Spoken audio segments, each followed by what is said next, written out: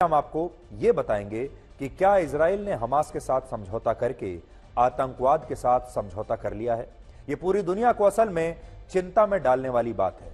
आज बहुत सारे लोग तो इसे सफलता मान रहे हैं, इसे शांति का समझौता मान रहे हैं और कह रहे हैं कि चलिए ये खून खराबा कुछ दिनों के लिए तो रुका और ये एक अच्छी बात है क्योंकि इससे शांति स्थापित होगी। लेकिन इसमें एक और संदेश है और संदेश ये है कि क्या हमने आतंकवाद के सामने घुटने टेक दिए हैं।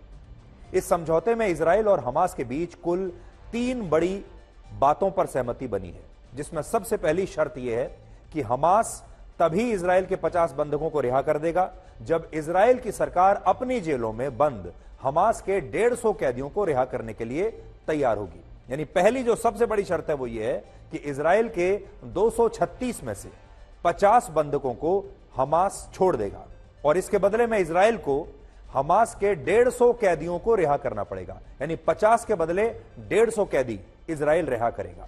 इजराइल की सरकार ने पहले शर्त को मानने से इनकार कर दिया था और कहा था कि वो किसी भी कीमत पर ऐसे लोगों की रिहाई को अपनी मंजूरी नहीं देगा जो इजराइल को खत्म करना चाहते हैं।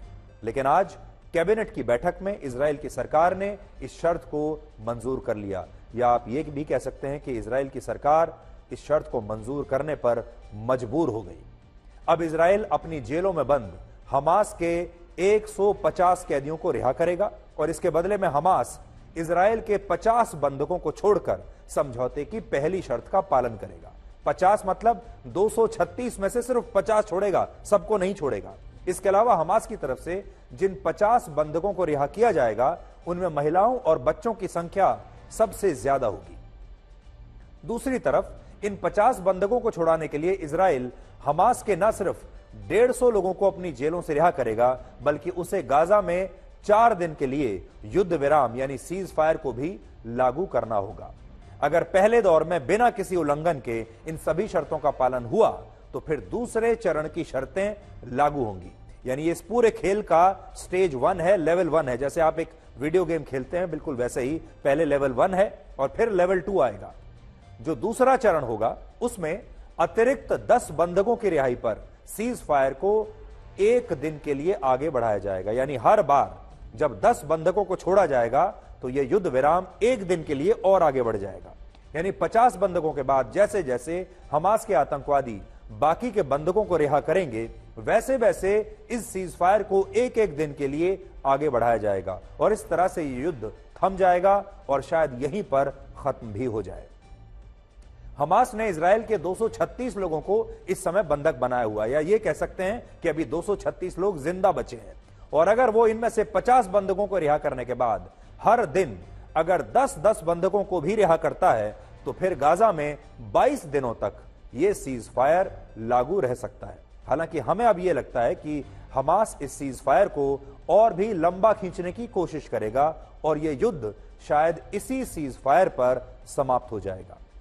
इस समझौते को लेकर हमास की तरफ से भी कुछ जानकारियां दी गई हैं जिनमें बताया गया है कि सीज फायर के दौरान इजराइल की सेना गाजा में न तो अब कोई हमला करेगी और न ही गाजा में इस दौरान किसी को भी गिरफ्तार किया जाएगा। इसके अलावा युद्ध विराम के समय दक्षिण गाजा के ऊपर एयर ट्रैफिक पूरी तरह से बंद रहेगा और उत्तरी गाजा में भी सुबह 10 बजे से शाम 4 बजे तक एयर ट्रैफिक पर यही प्रतिबंध लागू रहेंगे। बड़ी बात यह है कि समझौते के लागू होने के बाद इजराइल की सेना को गाजा में फ्यूल की सप्लाई को बहाल करवाना होगा और जो सैकड़ों ट्रक अभी राहत सामग्री के साथ गाजा की सीमा पर खड़े हुए हैं अब उन सभी ट्रकों को उन्हें भी गाजा में प्रवेश करने की अनुमति देनी होगी। हमास का कहना है कि इजराइल ने इन सारी शर्तों पर अपनी सहमति दे दी है, लेकिन अगर इसके बाद भी इजराइल इन शर्तों का उल्लंघन करेगा तो फिर हमास इस समझौते को तोड़ देगा। यानी सोचिए, इस समझौते के बाद भी हमास धमकी दे रहा है कि वो इस समझौते को तोड़ भी सकता है और इसीलिए उसने सारे बंधक एक साथ रिहा नहीं किए हैं। 236 में से सिर्फ 50 बंधक रिहा कर रहा है और युद्ध को भी रुकवा रहा है। इससे आप समझ सकते हैं कि कैसे इजराइल ने हमास के सामने घुटने टेक दिए हैं और इजराइल हमास की इस सारी शर्तों को मानने के लिए तैयार हो गया है। यह समझौता कतर और इजिप्ट की मध्यस्थता से संभव हुआ है, जिसके लिए अमेरिका ने इन दोनों देशों को धन्यवाद दिया है।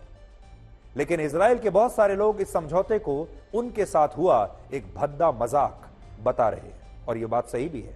इजराइल की जो जनता है वो आज काफी निराश होगी। यह समझौता तब हुआ है जब इस युद्ध को शुरू हुए आज 47 दिन हो चुके हैं, 47 डेज। इन 47 दिनों में कुल मिलाकर 15,300 लोगों की इस युद्ध में मौत हुई है, जिनमें 14,000 से ज्यादा लोग गाजा के हैं और लगभग 1,200 लोग इजराइल के हैं।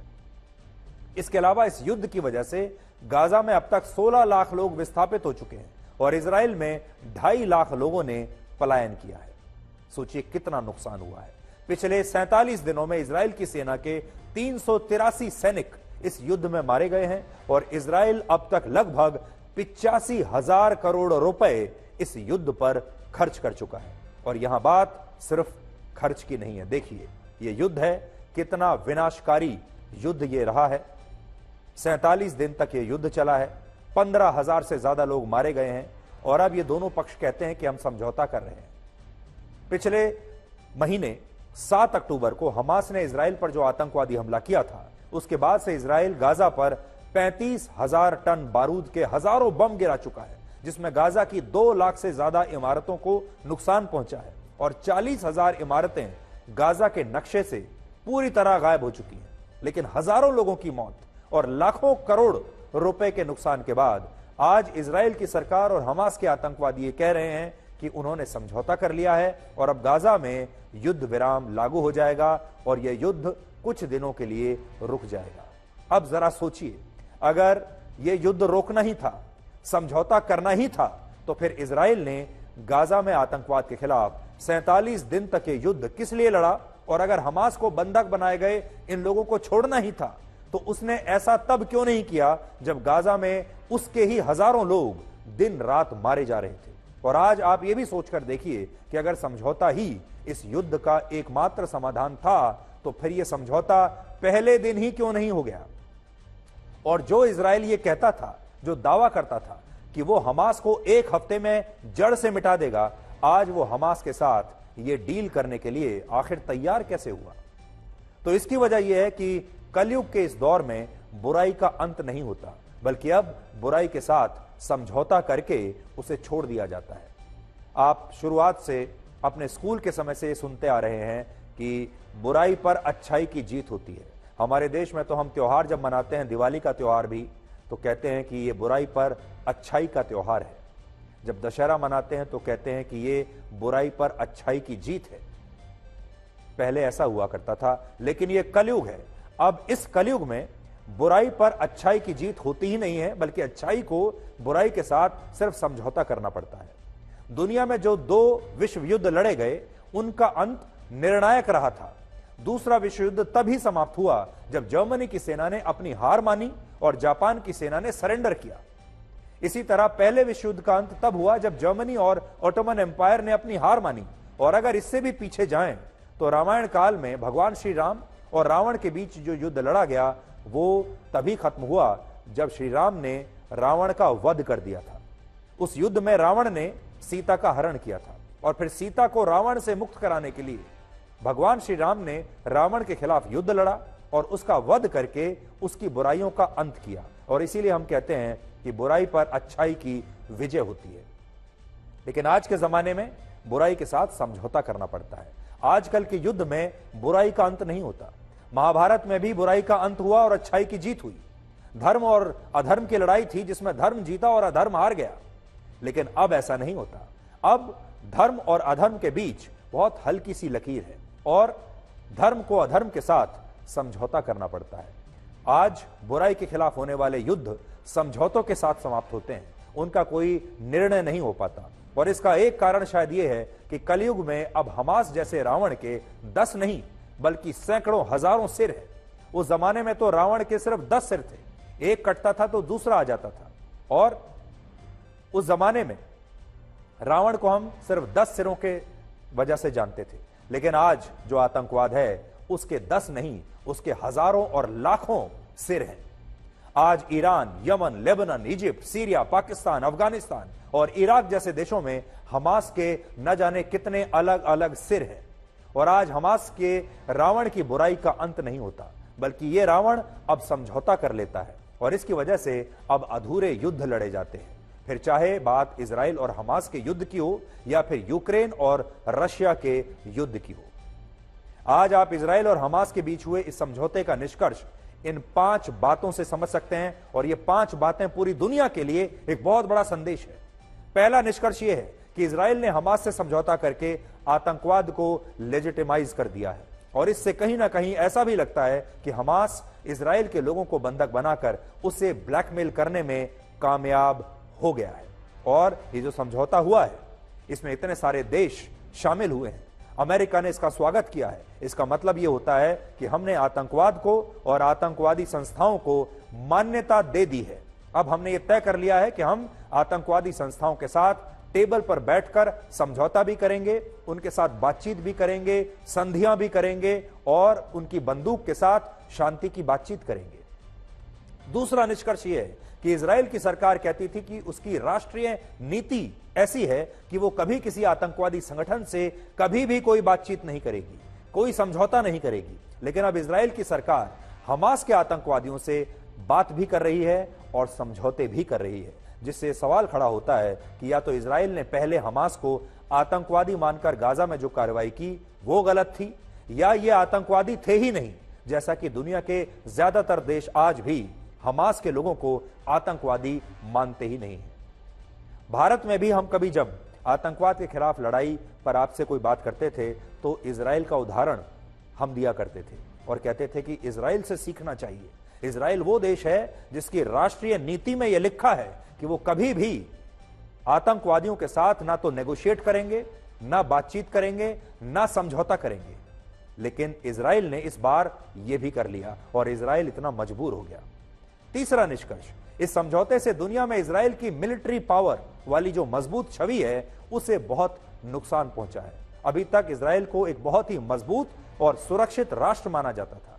इजराइल के सुरक्षा, खुफिया और सैन्य तंत्र को दुनिया में सबसे शक्तिशाली देशों में से एक माना जाता था। लेकिन हमास से 47 दिन युद्ध लड़ने के बाद भी इजराइल को आखिरकार हमास से समझौता ही करना पड़ा और इजराइल की सेना हमास को समाप्त नहीं कर पाई। इससे पहले हम मोसाद का उदाहरण, जो उनकी खुफिया एजेंसी है, उसका उदाहरण पूरी दुनिया में दिया जाता था। इजराइल के जो सैनिक हैं उनका उदाहरण, उनकी जो सुरक्षा की व्यवस्था है उसका उदाहरण पूरी दुनिया में दिया जाता था और कहा जाता था कि इजराइल से सीखिए। और मोसाद के बारे में तो यह कहा जाता था कि यह ऐसी खुफिया एजेंसी है जो कभी फेल नहीं हो सकती। लेकिन उस दिन मोसाद भी फेल हुई और इन 47 दिनों में इजराइल की जो शक्तिशाली सेना के बारे में दुनिया जो सोचती थी, देखती थी, उसकी भी पोल खुल गई।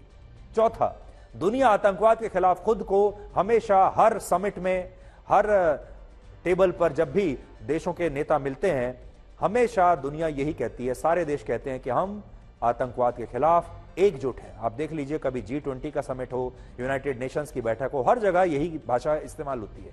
लेकिन दूसरी तरफ कतर और इजिप्ट जैसे देश हमास के आतंकवादियों के साथ खुलेआम इजराइल की डील करवाते हैं। आपको याद होगा, कतर वो देश है जिसने अमेरिका और तालिबान के आतंकवादियों के बीच भी समझौता करवाया था। यह वो देश है जहां तालिबान के साथ अमेरिका की बैठकें कतर में जाकर हुआ करती थी और यह पूरी जो डील हुई अफगानिस्तान की, जिसमें तालिबान को सरकार बनाने की इजाजत मिली और अमेरिका वहां से भाग गया, यह डील भी कतर ने ही कराई थी। और अब हमास और इजराइल के बीच यह डील भी उसी देश कतर ने कराई है। होना यह चाहिए था कि इन देशों को और पूरी दुनिया को आतंकवाद के खिलाफ इजराइल का साथ देकर हमास से उसके बंधकों को बिना किसी शर्त के छुड़वाना चाहिए था। लेकिन हमास की तरफ से ये देश इजराइल के साथ डील कर रहे हैं, उसे कन्विंस कर रहे हैं कि आप समझौता कर लीजिए, इसी में आपका फायदा है और ये किसी मजाक से कम नहीं है। इस समझौते से पांचवा निष्कर्ष यह निकलता है कि कलयुग में बुराई पर अच्छाई की जीत नहीं होती, बल्कि कलयुग में अब बुराई पर समझौते की जीत होती है। और इस युद्ध में भी ऐसा ही हुआ है। अब अच्छाई और बुराई के बीच जो युद्ध होता है उसमें अच्छाई की क्लियर कट जीत नहीं होगी। अब दोनों के बीच में सिर्फ समझौता होगा और समझौते के तहत इस युद्ध को रोक दिया जाएगा और उसी को हम शांति कहते हैं। और दोनों अपनी अपनी तरफ से अपनी अपनी शर्तों के साथ इस शांति की खरीदारी करते हैं। इसे आप यही कह सकते हैं कि शांति की यानी पीस की सेल लगी हुई है और यह खरीदारी हो रही है और दोनों पक्ष अपनी अपनी शर्तों पर इस शांति की खरीदारी कर रहे हैं। इस शांति को खरीदा जा रहा है, इसे हासिल नहीं किया जा रहा। इसमें कोई निर्णायक जीत के कारण यह शांति नहीं आ रही है, इस शांति के लिए डील हो रही है।